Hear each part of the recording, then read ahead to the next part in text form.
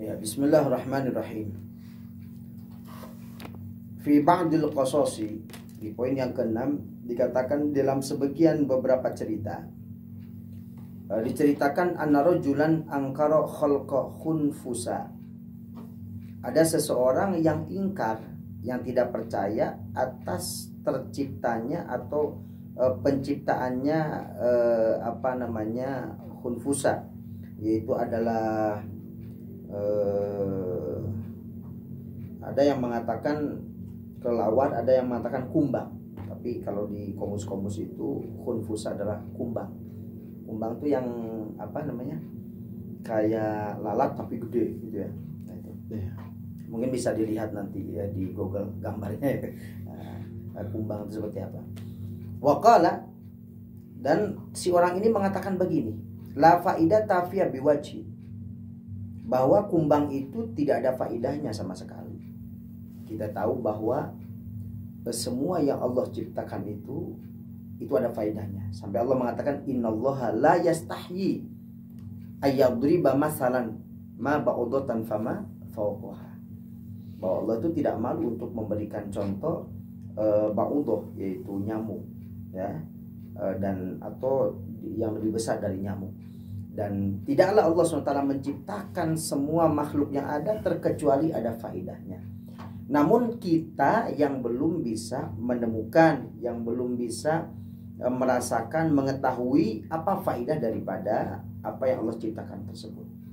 Sehingga seiring berjalannya waktu, para dokter misalkan mereka menemukan bagaimana faidah-faidah dari apa yang diciptakan oleh Allah. Misalkan daun pecut kuda, misalkan ya, ditemukan ini buat obat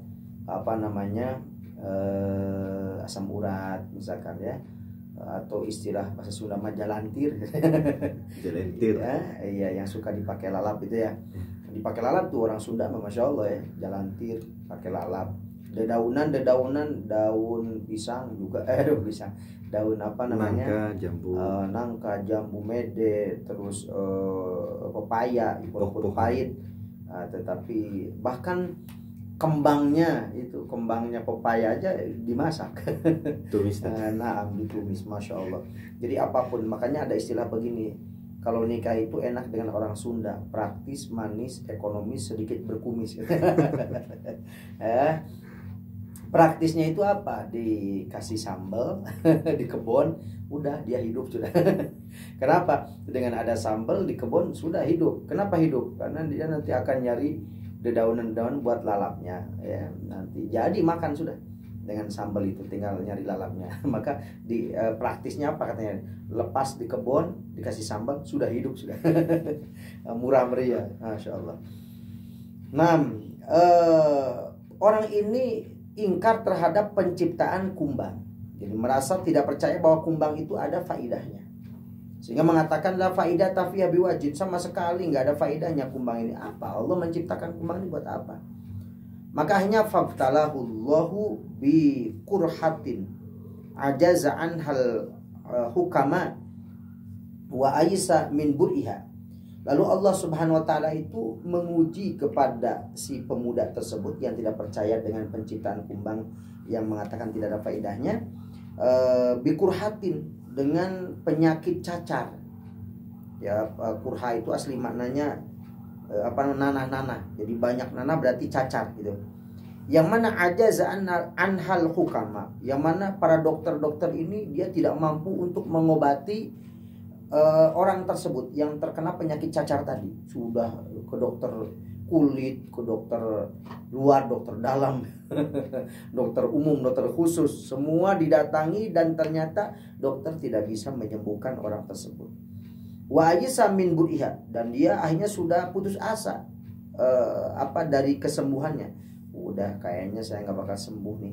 Semua dokter udah dicoba, bahkan katanya makan daging kodok juga sudah dicoba, buat obat gatal katanya. Semua obat, semua dokter sudah datangi dan ternyata masih saja tetap tidak sembuh. Fasami'a rajulan yunadi ala adwiyatin li amrad. Lalu dia mendengar ada satu laki-laki sedang mengiklankan gitu ya, atas obat dari segala macam penyakit. Ayo, siapa yang sakit silakan datang kemari, komunikasi dengan saya, diskusi dengan saya, nanya dengan saya. Nanti Anda akan mendapatkan jawaban atas semua penyakit apapun, dan ketika dapat jawaban maka Anda harus bayar kepada saya. Begitu. Oh, ini keren ya kalau kita ini saingan dokter. Misalkan jadi pasar, Bapak Ibu sekalian, siapapun yang punya penyakit silakan berdiskusi dengan saya, tanya dengan saya. Insya Allah saya akan bisa memberikan solusi, jawaban untuk penyembuhan penyakit Bapak Ibu sekalian, apapun penyakitnya. Silakan. Nanti satu kali diskusi dan pemberian obat maka mendapat bayar sekian, misalkan begitu. Itu ada iklan begitu. Dzakara minha, di antara yang disebutkan oleh orang ini yang sedang iklan di di pasar itu, misalkan di tempat ramai, karena orang ini mengatakan penyakit kolesterol, asam urat, gula, ini semua disebutin. Silakan, apapun penyakitnya silakan tanya dengan saya lebih pintar daripada para dokter. Begitu, ngomongnya begitu. Dan di antara yang dia ucapkan itu apa? Dan man bihi kurhatun so'batun fadawaha hadir. Maka barang siapa yang punya penyakit cacar yang sulit sembuhnya, maka hadir ya obatnya. Saya bisa memberikan solusi kepada Anda semua yang punya penyakit cacar yang sudah akut, yang sudah lama, yang tidak bisa diobatin. Akhirnya fasyakalahu mabihi, dia langsung datang kepada si laki-laki tersebut. Pak, ini tadi Bapak bilang katanya barang siapa yang punya cacar yang sudah lama gak sembuh-sembuh, katanya Anda punya obatnya ya. Wah, iya betul. Itini bihun fusa, kata dia. Ya, saya punya obatnya. Coba kamu cari kumbang, katanya. Cari kumbang. Iya. Akhirnya faraddoha wa ja'alaha ala kurhati. Lalu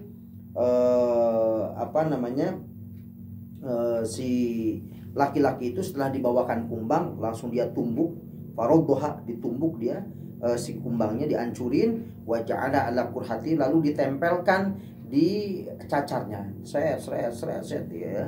Akhirnya fabariat bisuratin, cepat langsung sembuh cepat seketika itu. Fa'ajiba min dzalik, lalu dia takjub dengan hal tersebut. Wataba min i'tiradihi, dan dia langsung tobat dari menentang kepada Allah bahwa khunfasa atau kumbang tidak ada faidahnya. Maka di sini memberikan pelajaran kepada kita bahwa semua yang Allah ciptakan ada hikmahnya.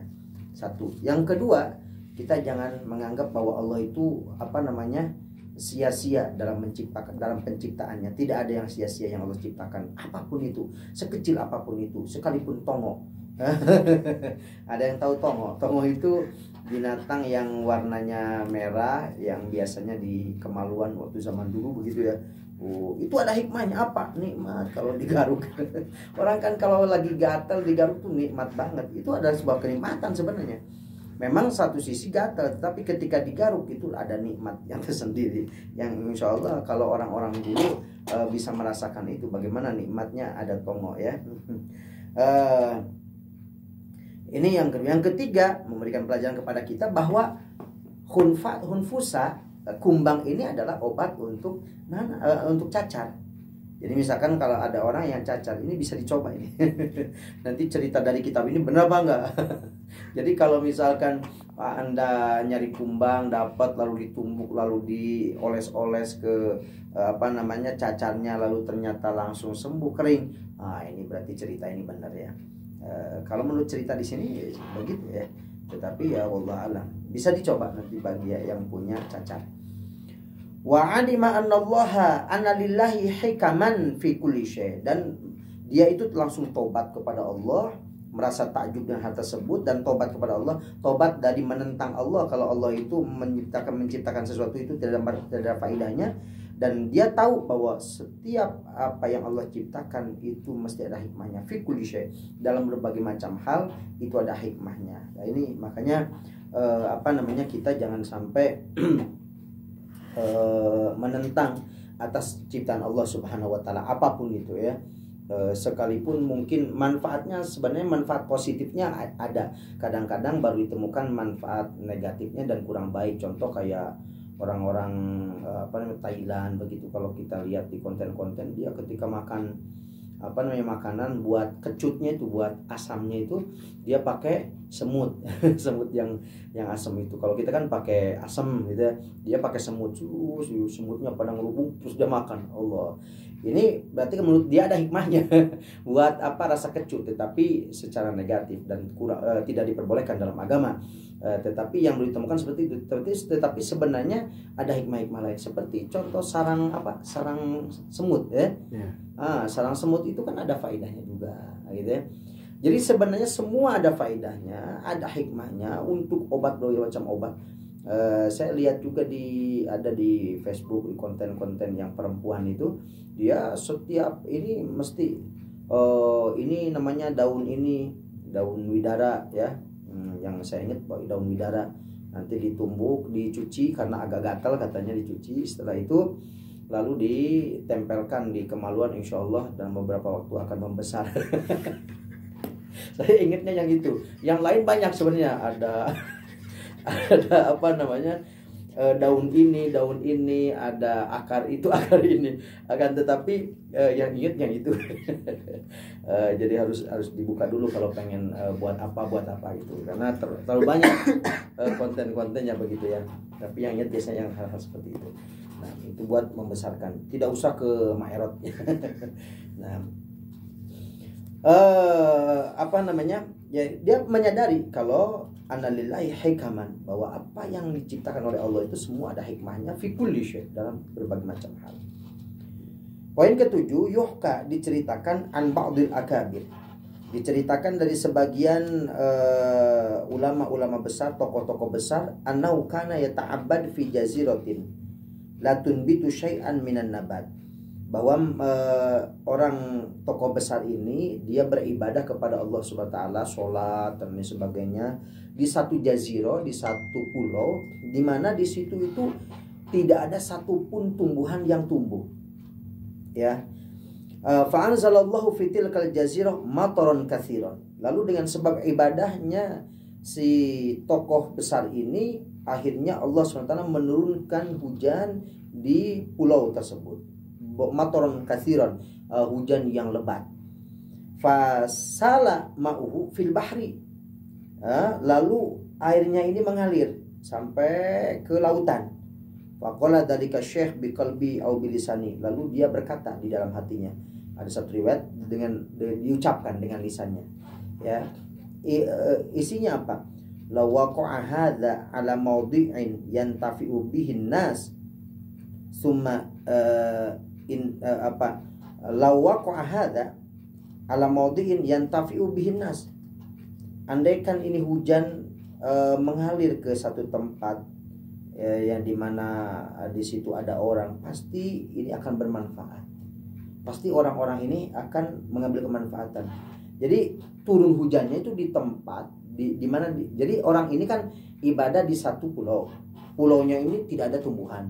Hujan gede, ngalir, airnya banyak sampai ke lautan. Dia berpikir bahwa air yang turun di pulau tersebut tidak ada manfaatnya. Sehingga dia mengatakan begini dalam hatinya atau dalam lisannya, coba kalau hujan ini nggak di sini, hujannya di sono, misalkan di Cigugur atau di mana, pasti orang-orang akan mengambil kemanfaatan dari hujan tersebut. Misalkan tumbuh-tumbuhan menjadi subur dan lain sebagainya. Ya, wa anzalna ma'an wa nazal ayatnya, aku turunkan ma'an mubarakan, ya, air yang penuh dengan barokah, fa'ambat nabihi nabatin wa dalam ayat apa saya lupa. Allah telah menurunkan air yang penuh dengan keberkahan, dengan sebab itu tumbuhlah tumbuh-tumbuhan dan bisa berpanen, seperti itu. Artinya hujan itu sebenarnya keberkahan. Sehingga ketika terjadi hujan, dengan sebab hujan itu musibah begitu ya, itu sebenarnya bukan salah hujannya. Karena hujan itu curah hujan dengan dengan naiknya air hujan ke atas ke atas langit itu sebenarnya perputarannya sama, tidak akan berkurang, tidak akan bertambah. Hanya saja nanti kadang-kadang di daerah ini hujannya lebat, di tempat lain kecil. Tapi jumlah turunan hujan setiap tahunnya itu pasti sama. Cuman hanya saja misalkan di tempat ini lebat, berarti tempat lain kecil. Di tempat ini lebat, tapi di tempat lain tidak hujan. Sehingga jumlahnya akan tetap sama. Nah, dan air ini memberikan keberkahan, air hujan itu. Cuman yang menyebabkan terjadinya banjir misalkan, terjadinya longsor dan sebagainya itu karena karena misalkan karena orang-orang tersebut tidak disiplin di dalam membuang sampah, sehingga akhirnya menjadi macet, tertutup, akhirnya terjadi terjadi penyumbatan dan akhirnya banjir, seperti itu. Jadi tapi kalau perputaran air sebenarnya sama saja. Cuman mungkin kadang-kadang itu tadi di satu tempat hujan besar sehingga akhirnya tidak tertampung, maka terjadilah seperti itu. Nah, dia mengatakan begini, coba kalau air ini diturunkan oleh Allah itu di satu tempat yang banyak orangnya, pasti orang-orang akan mengambil kemanfaatan. Kalau turun di sini begini banyak buat apa? Jadi dia menganggap turunnya hujan di pulau tersebut di mana dia sedang beribadah nggak ada manfaatnya. Kenapa? Karena di situ nggak ada orang yang bisa mengambil kemanfaatan. Nah, summa innahu nadima ala ma waqa'a minhu. Lalu dia secara spontan merasa menyesal atas apa yang dia ucapkan. Wastaghfaro, dan langsung spontan beristighfar. Ya Allah, astagfirullahaladzim, ya Allah, kenapa saya bilang begini? Pasti Allah itu akan melakukan sesuatu itu pasti ada hikmahnya. Walaupun hujan di sini saya lihat memang nggak ada yang mengambil kemanfaatan, tetapi bagi Allah ada kemanfaatan. Astagfirullahaladzim, saya kok bisa ngomong begitu ini? Wata badannya tobat wa amaro man indahu an yarbutu birijlihi. Ya, sampai dia tobat kepada Allah dan memerintahkan kepada orang yang bersama dengannya untuk mengikat kakinya hablan dengan tambang, wa yajurruhu, dan supaya orang-orang itu menarik, wa yudiru bihi fitil kal jazirah, supaya teman-temannya itu setelah mengikat kakinya, setelah itu minta untuk ditarik lalu berputar-putar di pulau tersebut. Wa yaqulu, dan mereka mengatakan hadza jazaa'u man ya'taridu 'ala Allah.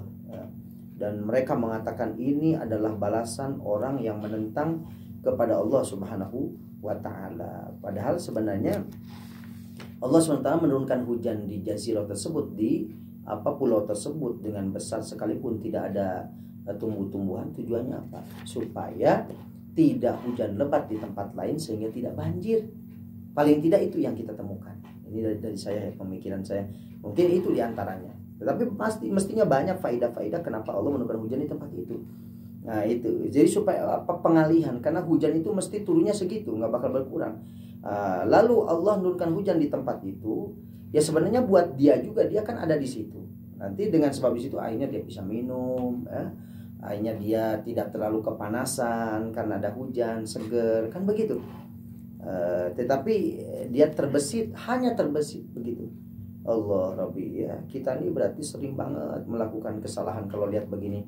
Ya, ketika kita lihat tuh ini apaan sih ini binatang apa sih, buat apa sih ini, misalkan begitu. Jadi ketahuilah sebenarnya semua yang Allah ciptakan, bahkan misalkan kayak ular saja ya, ular haram hukumnya jelas, tetapi ternyata sekarang banyak sekali saya lihat di video-video di TikTok, ada di luar sana di Jakarta di mana ada yang jualan ya, jualan ular. Jadi dipotong kepalanya lalu darahnya diinin ke gelas diminum buat penyakit apa gitu, seperti itu. Dan dagingnya juga dimakan dan katanya ada faidah-faidah. Itu jelas berarti ada faidahnya. Kita lihat dari sisi faidahnya ya, itu ada faidahnya yang Allah ciptakan, sekalipun binatang tersebut diharamkan oleh Allah SWT. Ketika diharamkan berarti bahaya untuk kita sebenarnya ya. seperti misalkan babi itu kan kenapa diharamkan menurut Islam? Karena ternyata setelah diteliti bahkan oleh orang-orang kafir, mereka mencoba daging tersebut dikasih soda, dan nggak lama muncul tuh cacing pitanya begitu. Itu mungkin diantaranya hikmah kenapa Allah mengharamkan dalam Islam, mengharamkan daging babi seperti itu ya. Jadi semuanya yang Allah ciptakan itu ada hikmahnya. Kejadian apapun itu mesti ada hikmahnya. Misalkan kita terjebak macet, ya Allah macet ini gimana gitu kan. Ternyata dengan sebab macet akhirnya kita tidak kita tidak ikut ya di dalam kecelakaan. Mungkin kalau kita misalkan tadi nggak macet, kita sudah masuk ke tol misalkan, dan di jam itu terjadi kecelakaan. Tapi dengan sebab macet kita, sehingga pas jam itu jam kecelakaan kita masih belum nyampe ke situ sehingga kita selamat. Kan begitu.